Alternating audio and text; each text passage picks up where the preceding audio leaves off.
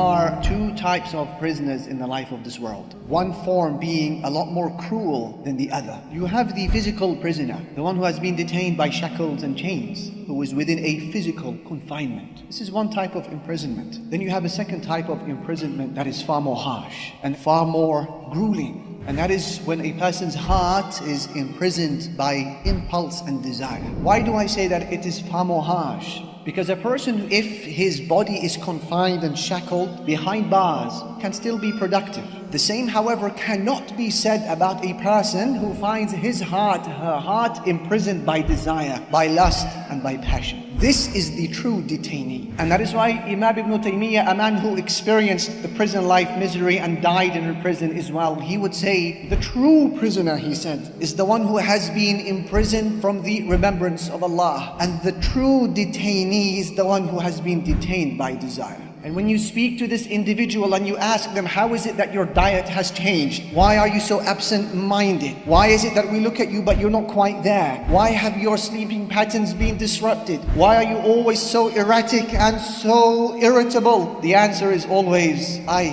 think I'm in love. But is this the outcome of what love should bring to a person? Love is supposed to bring you happiness and joy. It's supposed to encourage you, push you forward in life. It's supposed to help regulate your sleep and improve your diet. It's supposed to make you proactive and hopeful. It is something that brings about a brimming smile on your face and in your heart. That's love. But if it's doing the opposite, if it's causing you sleeplessness, agitation, absent-mindedness, wherever you look, you see the object of your desire, you can't focus, study, sleep, eat, drink, you can't do worship, you can't do anything, then this is not mahabba love.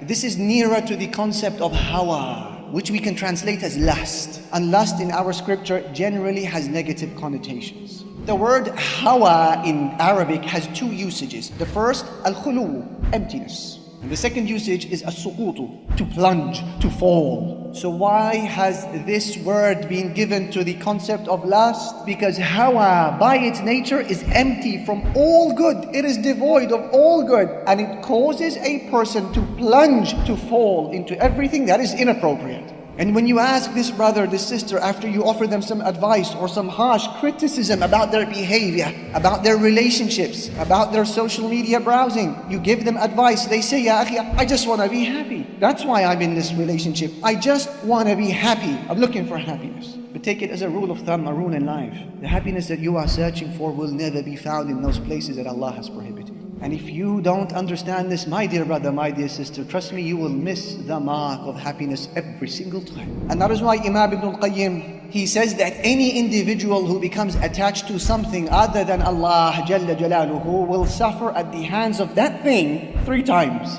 The first time you will suffer at its hand is during the chase, as you try to pursue it. The second time you suffer is after you've pursued it. It's now yours. You now fear that it will leave you. And the third time we suffer at its hands is after it leaves us. Is there any joy in that?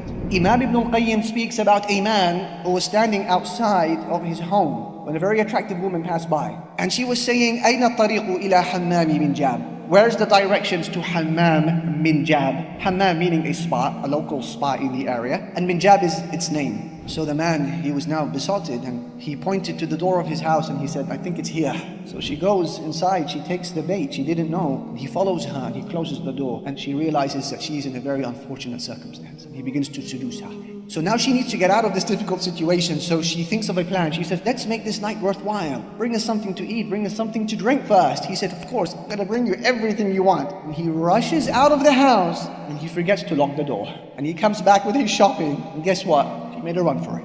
Good for her. Now he lost his bearings. I mean literally, he lost his mind. And he came out of the house screaming, saying the couplets of poetry, Ya rubba qa'ilatin yawman wa qad ta'ibat ayna at-tariqu ila hammami min jabi. Where is that tired woman who once said to me, where is the direction to hammamu min jab? Where is she? Where is she? He lost it completely. He went insane, repeating these words over and over again, roaming the streets hopelessly. And he lived on for many years until now he was reclining on his deathbed, the throes of death pulling out his soul. And shortly before he died, his friends, they gathered around him and they said to him, say la ilaha illallah. And he said, Ya rubba qa'ilatin yawman wa qad ta'ibat ayna at-tariqu ila hammam min jabi. Where is that tired woman who once said to me, where is the way to hammam min jabi? He repeated that till he died. Is that a heavenly pursuit or more of a nightmare that we should avoid? Brothers and sisters, I ask you gently, which of the two is happier? You tell me from a logic perspective, not even a scriptural perspective. Who is happier? Is it couple A who pursue a relationship outside of wedlock, outside of marriage, under the guise of night? Apparently no one can see them. To spend a short-lived moment of pleasure in the haram, in the prohibited. To be consumed by guilt and pain thereafter because they know Allah Almighty said, وَلَا تَقْرَبُوا الزِّنَا. Don't go near fornication. إِنَّهُ كَانَ فَاحِشًا. It is an abomination. وَسَاءَ سَبِيلًا. And a very evil path to follow. And they know that the Prophet Muhammad sallallahu alaihi wasallam had seen the fornicators in their graves before the day of judgment, burning within furnaces of fire. That type of guilt consumes them. And should someone knock on their door when they're in the middle of the act, they pounce in fear because they know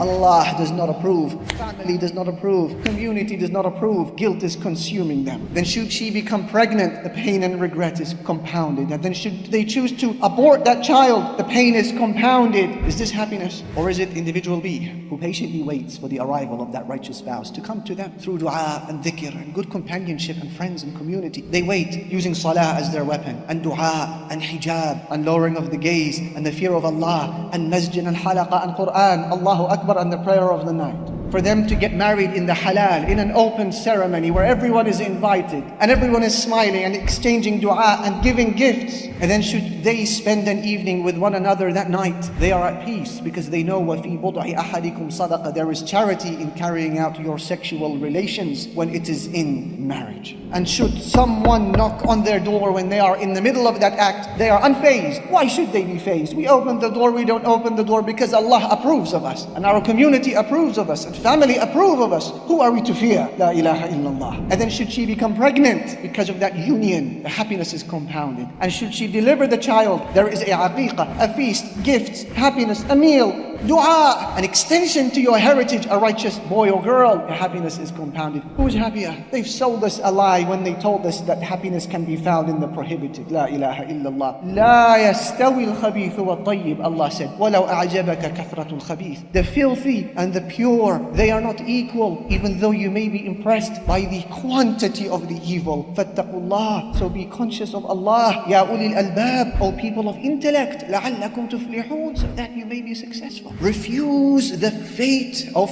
falling prey to every temptation that comes your way, my brother, my sister. Don't be that person. Don't condemn yourself to failure every time a test presents itself to you. Whether it's an image you see, a video that you cross paths with, a DM that appears in your messages, or a smile that you see on the canteen. Don't condemn yourself to failure. Every time a fitna presents itself to you, you are above that and you are more than that. And I share with you two case studies, a man and a woman who did this so well, mashallah. As for the case study of the man, he is the Prophet of Allah, Yusuf alayhi salatu wassalam, who found himself in a room with a very ill-intentioned woman. And she closes the door and she invites him to herself. Allah said, وَرَاوَدَتْهُ الَّتِي هُوَ فِي بَيْتِهَا عَنْ نَفْسِهِ. The woman in whose house he was in, she seduced him. وَغَلَّقَتِ الْأَبْوَابَ. And she fastened shut the doors. وَقَالَتْ هَيْتَ لَكَ. And she said to him, come to me. Have you thought about the sheer number of factors that would have made this sin possible if Yusuf wanted it to be? Count with me. Yusuf was a handsome man, one of the most beautiful of Allah's creation. Yusuf alayhi salatu wasalam was single. He wasn't married, so he had no other way to channel his desire. Yusuf alayhi salatu wasalam was a traveler. He was a visitor to Egypt, not a resident. And people shame when they are residents. It's more than when they are travelers. Yusuf alayhi salatu wasalam was a slave. He wasn't a free man, so he could have argued a case to respond to the call of his master.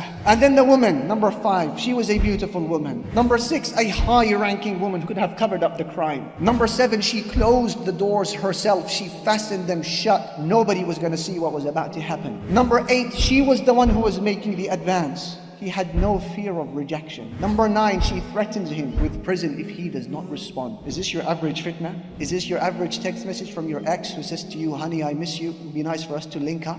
No, this is on a different level. And despite all of these things combined, he said, Ma'adallah, Allah forbid. Innahu Rabbi ahsana mathwai. My Lord has been so kind to me. Innahu la yuflihu dhalimun. Allah never gives success to the wrongdoers. La ilaha illallah.